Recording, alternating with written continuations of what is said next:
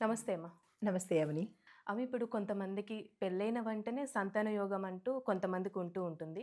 కొంతమంది కొన్ని సంవత్సరాలు పట్టొచ్చు పెళ్ళయ్యి. అలా సమస్యలతో బాధపడుతున్న వాళ్ళు ఉంటారు. అయితే ఇప్పుడు మనకి కొత్త సంవత్సరం రాబోతుంది 2026. ఈ సంవత్సరంలో ఎవరికైనా సంతాన యోగం ఉందంటారా? రాశుల ప్రకారం చూసుకున్నా అసలు జనరల్‌గా ఈ విధంగా ఎందుకు జరుగుతుందంటారు లేట్ అవ్వడం? తప్పకుండా. చాలా చక్కని ప్రశ్న ఇది. అయితే మనకి సంతానం కలగాలి అంటే 3 రకాల అంటే పారామీటర్స్ ఉంటాయి. ఒకటి జ్యోతిష్యపరంగా, ఒకటేంటంటే వారి సైంటిఫిక్ పరంగా అంటే వ్యక్తిగతంగా పరంగా, మూడోదేంటంటే మనం తినే ఫుడ్ ఆహార, వ్యవహార నియమాల పరంగా.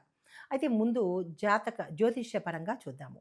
అయితే ప్రతి ఒక్కళ్ళకి వివాహం అయిన వెంటనే సంతానం కలగాలి అనేది ఎక్కడ రాసిపెట్టి లేదు. హ్మ్. అది ఎప్పుడు కలుగుతుంది? ఎందువల్ల సంతానం లేట్ అవుతోంది అంటే కనుక, ముందు ఆధ్యాత్మిక అంటే ఆస్ట్రాలజీ పరంగా చెప్తాను. అయితే వివాహమైన సంవత్సరాలు, కొన్ని సంవత్సరాలు లేదా ఒక ఏడాది, మినిమమ్ ఒక ఏడాది, ఏడాది దాటిపోయింది అంటే ఒక 3 ఏళ్ళు అలా దాటిపోయింది అంటే కనుక లేట్ అయినట్టు కిందే లెక్క తీసుకోవాలి. అయితే ఎందువల్ల అంటే కనుక మనకి సంతాన యోగం తెలిపేది మన జాతక చక్రంలో లగ్నం నుంచి 5వ స్థానము సంతాన యోగాన్ని చూపిస్తుంది. హ్మ్. అయితే ఈ లగ్నం నుంచి 5వ స్థానము ఎవరు అధిపతిగా ఉన్నారు అనేది చెక్ చేసుకోవాలి. అందరికీ ఒకళ్ళే ఉండరు. కొంతమందికి కుజుడు ఉండొచ్చు, కొంతమందికి రాహు ఉండొచ్చు, కొంతమంది కేతు ఉండొచ్చు. స్థానము లగ్నం నుంచి 5వ స్థానంలో ఎవరు ఉన్నారు, ఏ గ్రహము పాలిస్తోంది అనేది చూసుకున్నట్టయితే అదొక అంశము. దాన్ని పరిగణలోకి తీసుకోవాలి. అయితే అతను బలంగా ఉన్నాడా? వేరే గ్రహాలు నీచ గ్రహాలతో, పాపగ్రహాలతో కలిసి ఉన్నాడా అనేది చెక్ చేసుకోవాలి. అంటే ప్రతి స్థానంలోనూ కొన్ని శుభగ్రహాలుంటాయి, కొన్ని పాపగ్రహాలు ఉంటాయి. లేదా కొన్ని పూర్తిగా శుభగ్రహాలే ఉంటాయి. అది ఎలా ఉంది అనేది 5వ స్థానాన్ని చెక్ చేసుకోవాలి. ఒకవేళ బలంగా ఉన్నాది అని అనుకుందాము ఆ గ్రహము.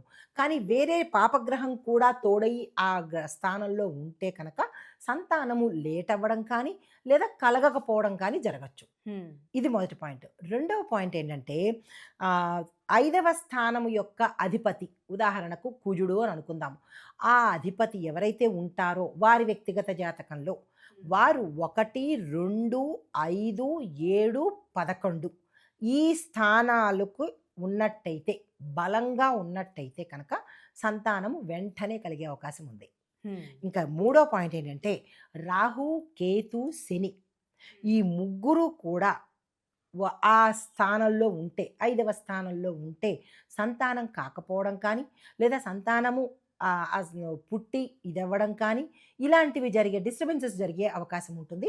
శని, రాహు, కేతు ఈ 3 ఒకే ఇంట్లో ఉంటే. తర్వాత చంద్ర, బుధ, గురు, శుక్రు ఈ ఈ 4 ర ర గ్రహాల వాళ్ళు 5వ స్థానంలో ఉంటే తొందరగా పిల్లలు పుట్టేస్తారు. హుహు. పెళ్ళైన ఒక ఏడాది ఆ సమయంలో వివాహం అయిన వెంటనే పుట్టే అవకాశం ఉంటుంది. తరువాతేంటంటే మరి ఇందులో కూడా మగపిల్ల, ఆడపిల్లలు పుట్టే అవకాశం ఉంటుందా అంటే కనుక, కర్మ ప్రకారము మగపిల్ల, ఆడపిల్ల తీసి పక్కన పెడితే, ఇక్కడ మగపిల్ల పుట్టడానికి గ్రహాలు ఉన్నాయి, ఆడపిల్లలు పుట్టడానికి గ్రహాలు ఉన్నాయి. ఆధ్యాత్మిక పరంగా, జ్యోతిష పరంగా.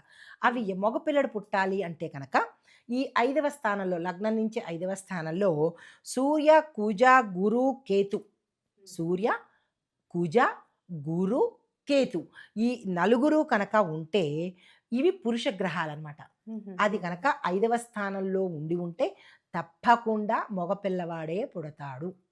అది డౌటే లేదు. అయితే మరి అవి స్థిరమా, చరమా లేదంటే ద్విరాసులా అనేది మళ్ళా రాశిని బట్టి చూసుకోవాలి. అది ఒక ప్రక్రియ. తరువాత 5వ స్థానంలో అంటే మన సంతానం గురించి మాట్లాడుకుంటున్నాం కాబట్టి 5వ స్థానంలో కనుక చంద్ర, శుక్రుడు ఈ ఇద్దరు స్త్రీ గ్రహాలన్నమాట. వీళ్ళిద్దరూ కనుక 5వ స్థానంలో ఆ వ్యక్తికి ఉంటే ఆడపిల్లలు పుడతారు. ఆడపిల్లలు. అది మనం చూసి చెప్పేయచ్చు. జాతకంలో చూసేసి ముందే చెప్పేయచ్చు. డాక్టర్ల కన్నా ముందు మనమే చెప్పేయచ్చనమాట. అయితే ఇవి కనుక దీన్ని బట్టి అంటే ఈ పారామీటర్స్‌ని బట్టి పుట్టబోయే సంతానం ఎలా ఉంటుంది? ఉంటుందా? ఉండదా? ఆడా? మగ? అనేది మనం చెప్పొచ్చనమాట. అయితే ఇంకా వ్యక్తిగతంగా అంటే సైంటిఫిక్ పరంగా చెప్పినట్టయితే గనక ఆడపిల్ల పుట్టాలన్నా, మగ పిల్లాడు పుట్టాలన్నా స్త్రీ యొక్క ప్రమేయం ఏమీ లేదు. పురుషుడు ఏదైతే ఇస్తాడో, అంటే పురుషుడిలో కణాలు ఏవైతే ఉన్నాయో, అంటే XY క్రోమోజోమ్స్ ఉంటాయి కదా, అవును. అవును. ఏవి ఎక్కువ ఉంటే అదే ఇక్కడ జననం జరిగే అవకాశం ఉంటుంది. ఈ అండంలో పడినప్పుడు అదే ఎక్కువ, ఏది శాతం ఎక్కువ క్రోమోజోములు పడితే ఆ ఎక్కువ శాతమే ఆడపిల్ల కానీ మగపిల్లడు కానీ పుట్టేందుకు అవకాశాలు ఉంటాయి. ఇది మనకి సైంటిఫిక్ పరంగా. ఏ సంఖ్య ఎక్కువ ఉంటాయి, ఎక్స్లు ఎక్కువ ఉంటాయా, వైలు ఎక్కువ ఉంటాయా, లేదా చాలామంది ట్విన్స్ పుడుతుంటారు ఒక్కొక్కసారి.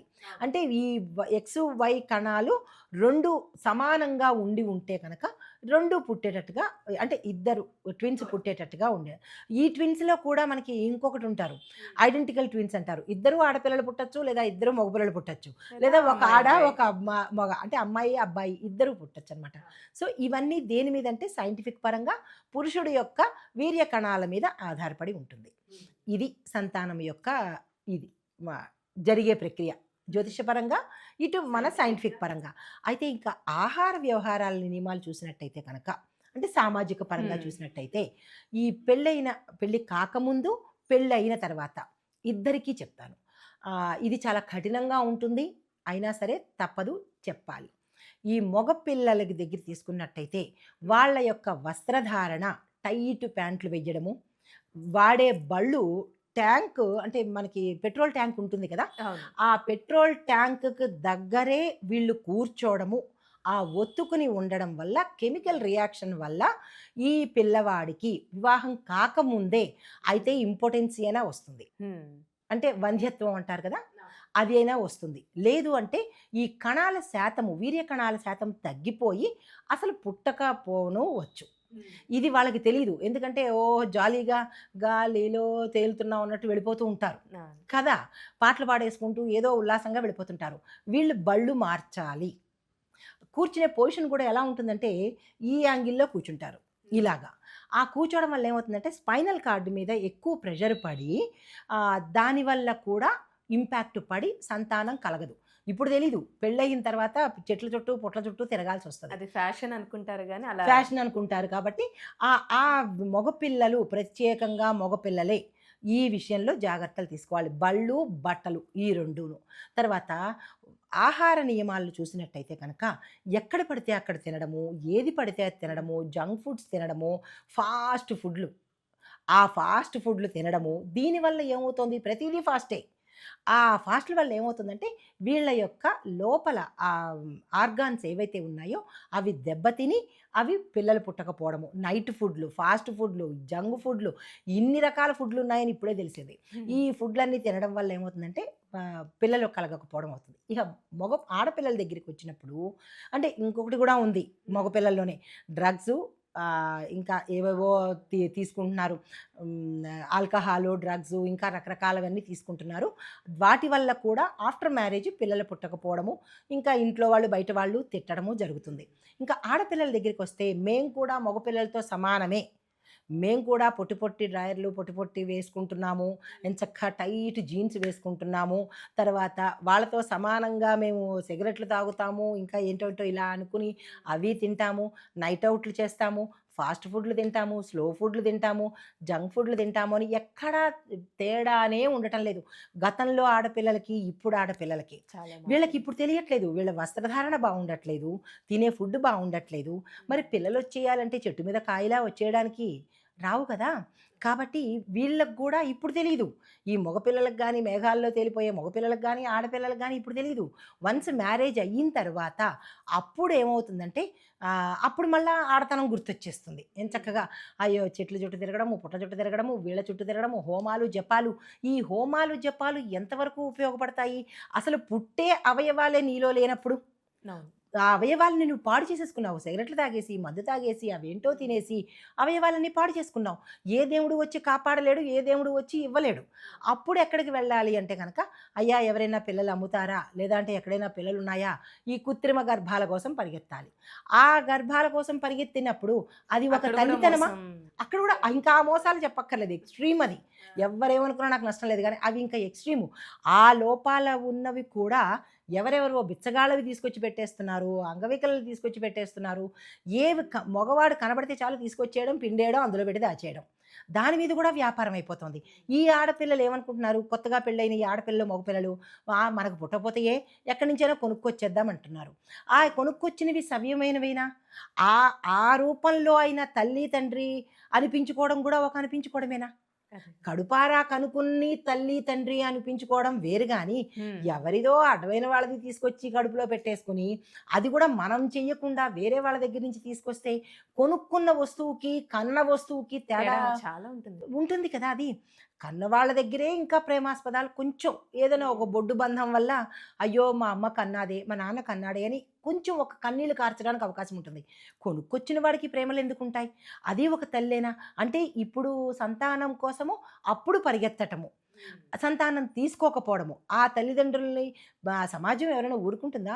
ఎవరికైనా తెలుస్తుంది. ఎంత రహస్యంగా దాచినా కనలేదు, ఎక్కడి నుంచో కొనుక్కొచ్చారు అని ఎప్పటికైనా తెలుస్తుంది. అప్పుడు మీ తాలూకా ఫీలింగ్స్ ఎలా ఉంటాయి? అర్రే! మనం పొరపాటు చేశాం కదా! అని వెనక్కి వెళ్ళినా తిరిగి రాలేనిది కదా!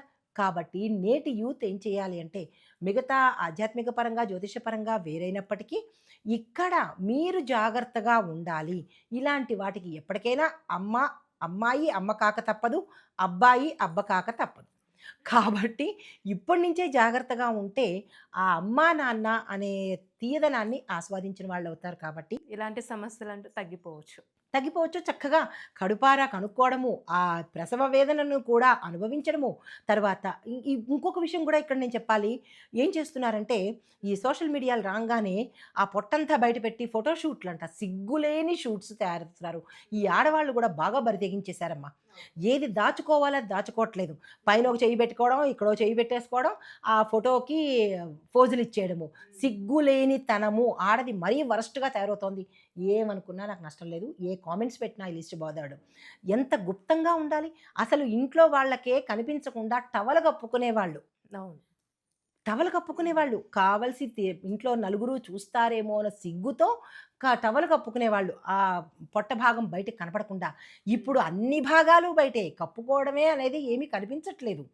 కప్పుకునే భాగాలను కూడా బయటకు విప్పేస్తున్నారు. సిగ్గు, లజ్జ, మానం, అభిమానము అన్నీ వదిలేశారు స్త్రీలు. నిజంగా చాలా వరస్ట్‌గా తయారవుతున్నారు. మరి పుట్టబోయే పిల్లలు ఎలా ఉంటారు? ఆ రేసు వీళ్ళ మీదకు పడి అంగవికలులవుతారు. అంతే కదా! లోపల ఆర్గాన్స్ మీద ఈ కిరణాలు పడి పుట్టే పిల్లలు అంగవికలులవుతారు. అప్పుడేం చేస్తారు? ఛీ! ఈ పిల్లాడు బాలేదని చెప్పి ఎక్కడో పడేయడము.